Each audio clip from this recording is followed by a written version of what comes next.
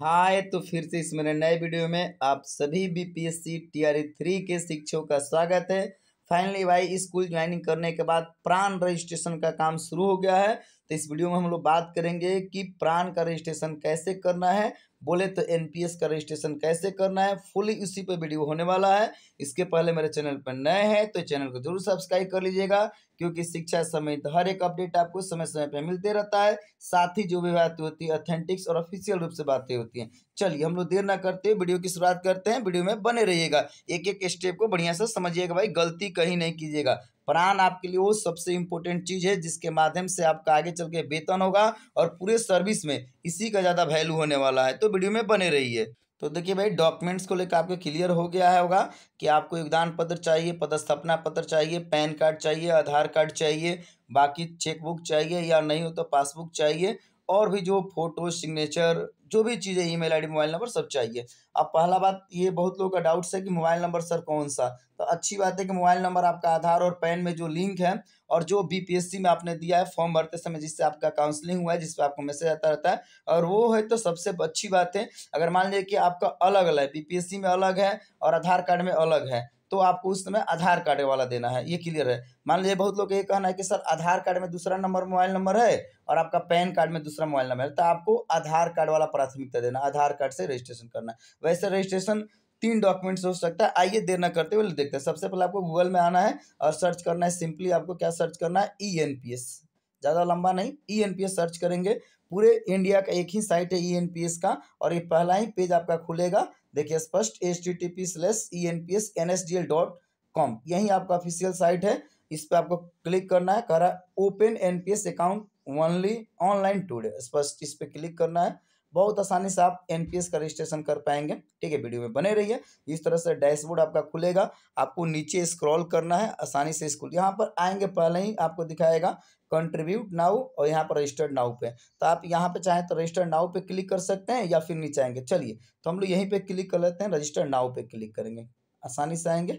ठीक, नीचे आप आएंगे, आपको इस रूप में कुछ खुलेगा। अब ना आपको रजिस्ट्रेशन करना है तो किस रूप में करना है, इसमें आपसे पूछा जाता है। देखिए कह रहा who can registered for NPS, कौन रजिस्ट्रेशन कर सकते हैं। तो आप, एक इंडिविजुअल होता है, मतलब व्यक्तिगत रूप से लिया जाता है जो, तो उसके लिए होता है। हम लोग को इंडिविजुअल नहीं लेना है, हम लोग क्या लेना है, तो हम लोग को लेना है आपका गवर्नमेंट वाला। ठीक है, तो यहाँ पर दिया है आपका गवर्नमेंट सब्सक्राइबर। देखिए स्पष्ट रूप से दिया गया है कि सेंट्रल गवर्नमेंट, स्टेट गवर्नमेंट जो भी है वो लोग यहाँ पे एनपीएस के लिए अप्लाई करेंगे। ठीक है, तो आपको सिंपली इस पर क्लिक करना है। लेकिन इसके क्लिक करने से पहले देखिए स्पष्ट यहाँ पर दिखा रहा है कि रजिस्टर्ड नाउ पे आपको क्लिक करना है। लेकिन उसके पहले डॉक्यूमेंट्स देख सकते हैं आप, डॉक्यूमेंट्स तो क्लियर आपको हो जाएगा। देखिए स्पष्ट रूप से यहाँ से मांगा जाता है डॉक्यूमेंट्स इफ रजिस्ट्रेटिंग विथ, मतलब किसके साथ आप रजिस्ट्रेशन करना चाहते हैं। तो देखिए स्पष्ट आपसे दिया जाएगा कि आप आधार से कर सकते हैं या वर्चुअल आधार से, दोनों बातें कही हुआ, या फिर आधार ऑफलाइन जो XML फॉर्मेट होता है उससे, मतलब आधार से कर सकते हैं। दूसरा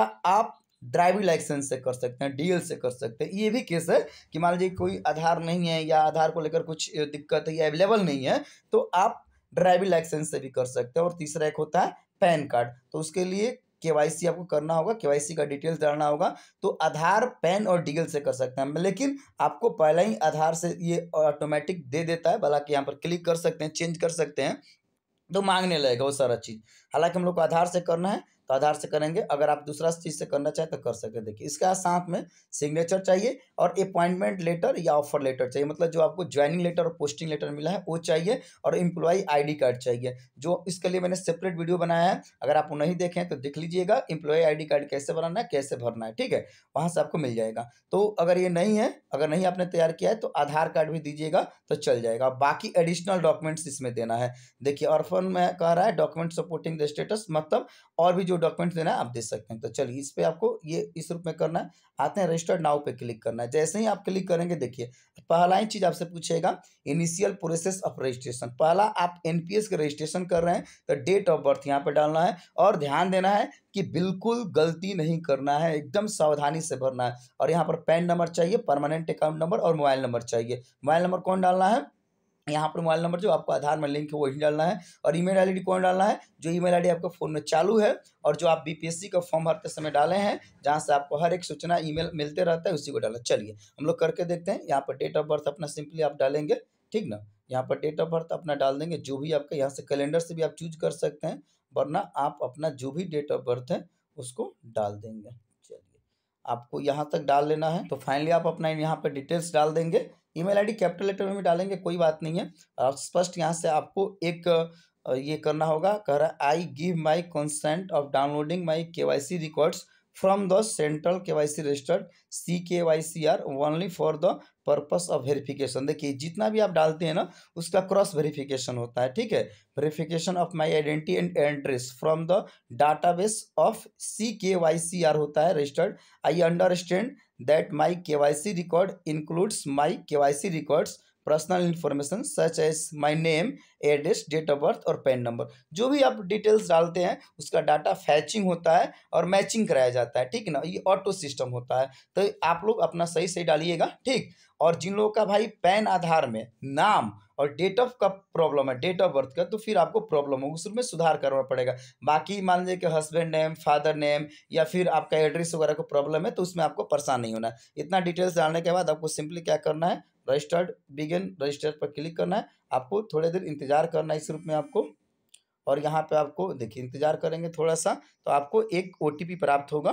OTP अब देखिए, अगर मान लीजिए कि आपका पहले से अगर प्राण नंबर है, पहले से प्राण कोई है, ऐसा हो सकता है कि आपने बहुत पहले प्राण लिया था, ठीक है, और उस में आपका प्राण है, तो ये तुरंत डेटा फैच करके बता देगा कि जैसे स्पष्ट यहाँ पर बोल रहा है कि पैन ऑलरेडी एसोसिएटेड विथ प्राण इन अदर CRA। देखिए, स्पष्ट मेंशन कर दिया कि भाई आपके पास पहले से प्राण नंबर है। तो जिन लोग का भाई पहले से प्राण नंबर है उनको शिफ्टिंग कराना होगा। क्या कराना होगा? शिफ्टिंग कराना होगा। तो शिफ्टिंग दो तरीके से होगा, एक आपका होगा ऑफलाइन और दूसरा होगा ऑनलाइन। इस पर सेपरेट वीडियो मेरा आ जाएगा, आप लोग देख लीजिएगा, वैसे कीजिएगा। बाकी अगर आपका पहले से प्राण नंबर नहीं है, जैसे ही रजिस्टर्ड पर क्लिक कीजिएगा OTP आएगा, ठीक है, उसके बाद आप OTP डालिएगा और सबमिट कीजिएगा, आपका प्राण का रजिस्ट्रेशन होगा। उसके बाद जस्ट बाद आपको प्राण के लिए ऑनलाइन फॉर्म भरना है। तो प्राण का ऑनलाइन फॉर्म कैसे भरना, उसके पे सेपरेट वीडियो आ जाएगा, उसको देखते हुए और एक एक पॉइंट्स को सही से भरते हुए तब आप भरिएगा। खुद से भर पाते हैं तो अच्छी बात है, वरना साइबर कैफे से आप जाकर भरवाइएगा और सही से भरिएगा। बाकी इसके अलावा कोई डाउट्स रहता है जरूर कमेंट कर लीजिएगा, और मैं समझता हूँ कि आप आसानी से प्राण रजिस्ट्रेशन कर लीजिएगा। ओके, जय हिंद, जय बिहार।